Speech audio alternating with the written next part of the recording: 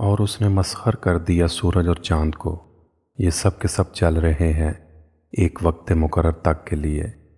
اب مسئلہ یہ ہے کہ سائنس اس آیت کے پہلے حصے تک تو پہنچ گئی ہے، دوسرے حصے تک ابھی تک نہیں پہنچی۔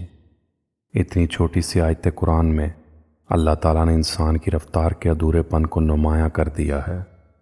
انسان یہ جان گیا ہے کہ کائنات میں ہر چیز حرکت کر رہی ہے، مگر اگلے حصے کا کیا ہوگا؟ ایک وقت مقرر تک کے لیے۔ تمام کائنات یہ سمجھتی ہے، تمام لوگ یہ سمجھتے ہیں، سائنسدان یہ سمجھتے ہیں کہ وقت لازوال ہے، وقت ابدی ہے۔ تو یہ آیت کیا کہہ رہی ہے کہ وقت بھی تخلیق ہے، یہ لازوال نہیں ہے، اس میں کوئی ہمیشگی نہیں ہے۔ سادہ سی بات، قرآن آپ سے کہہ رہا ہے کہ کائنات کا وقت مقرر ہے، تو وقت لازوال کیسے ہو گیا؟ اگر کوئی چیز اپنی ایک حد رکھتی ہے، انجام رکھتی ہے، تو وہ لازوال کیسے ہو سکتی ہے؟